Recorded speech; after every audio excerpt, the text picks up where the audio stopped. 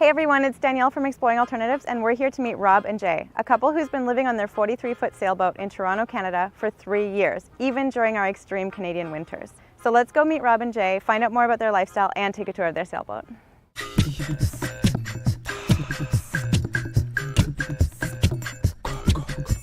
The first day we went out on a sailboat, we fell in love. And as soon as the motor got turned off and the sails went up and the boat took off, I went, this is really cool. And then just the cheap guy in me and everything, oh, you could really travel and never use any fuel, right? You can go anywhere. Now, originally we had bought a house north of Toronto, and things didn't work out. I lost my job and we had some decisions to make. I'd always liked sailing. I always was enamored with sailboats, but I always thought it was kind of beyond my means. One of the guys from work, he took sailing this one year, so I asked him about it. And he says, well, it's not that bad. You pay for a sailing course, you do basic sailing, then you can join a sailing club, and you get to go out there and you take the boats that the club has. We started looking at our future and decided that maybe this was our solution, was to buy a boat and live on the cheap.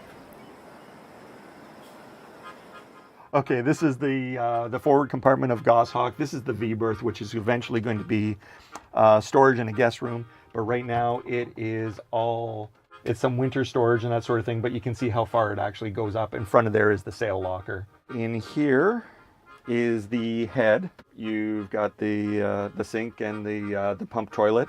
And this is also our shower. So the underneath the floor here is the gratings, and it goes all the way down into a sump, and then the sump pumps the gray water out. Next is the nav station. Right now it's just the computer station, but eventually the entire thing is going to be the heart of the navigation system. Now we're into the galley, the sink here. Under here it'll eventually be our ice box. We've got an alcohol stove. Eventually what I want is a gimbaled stove. So that's actually a stove that's actually on a swivel. So if you're sailing, it actually moves and stays flat. Further down, this is our oven. So we just bought a little electric oven to tide us over. When we cruise, this isn't going to be an option. It just draws way too much power to even think about. Back here, we're moving towards the aft cabin.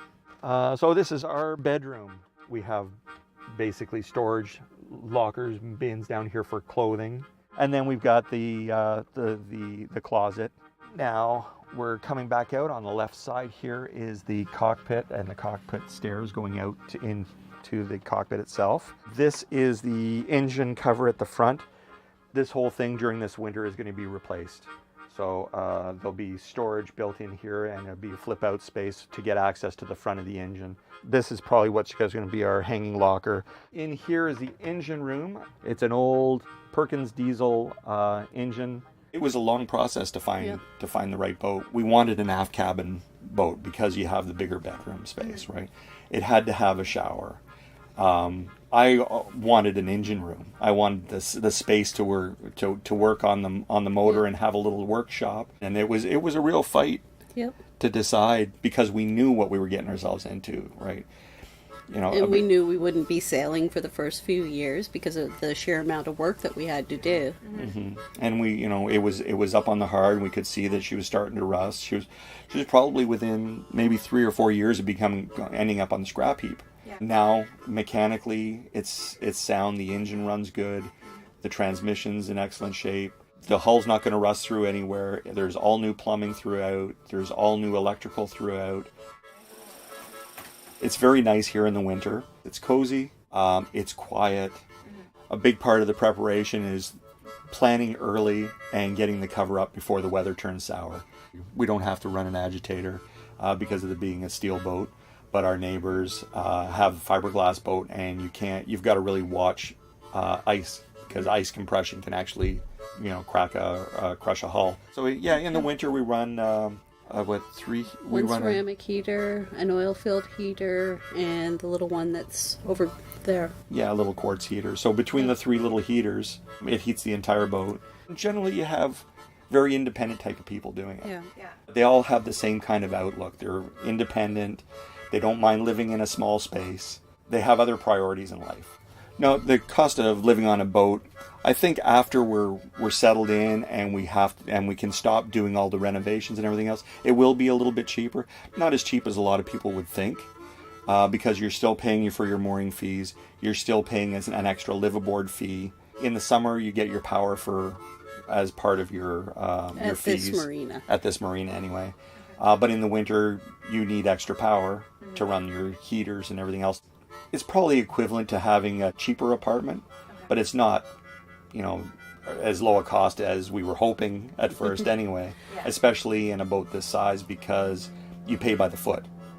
In addition to that, anything that you buy for the boat, if it's got marine in front of it, it's going to cost you more. And we got rid of everything. If it couldn't fit in the boat, it went. Actually, I've got 2 4-foot by 4-foot by 4-foot skids at my work. One has all of our alternate season stuff, and then we've got one crate that's got all of our books that we just couldn't part with. So yeah, other than what you see on the boat, that's our entire life now, knocked down from a 5-bedroom place. Once we get the sailing gear all in shape and we can actually start sailing, really the first outlay of anything that's cruising related will be solar panels. So I want to get a couple of 250 watt solar panels, and we've got 150 gallons of storage on the boat for water. Ideally, the day I retire is when we leave. Then eventually the idea is to leave here, head out to St. Lawrence, and then we've got to stop off in Nova Scotia, because Raymond Goss, the gentleman who built the boat, his intention was to take it back home. So when we bought Goshawk, there was a Nova Scotia flag mounted inside the boat, and we really want to take that back and then head south, because at that point I don't want to see a winter for 3 years. Yes. I figure the entire process is well worth it. If I get 3 years without a winter, then I'm happy. Anything above that is a bonus. So yeah, once we do the Caribbean, then we'll see about delving out into the Atlantic. And we'd love to be able to go to England, Scotland, Netherlands. The Netherlands. See the fjords. Sky's the limit. We'll just see where the wind takes you. where the wind takes us. There you go. Exactly.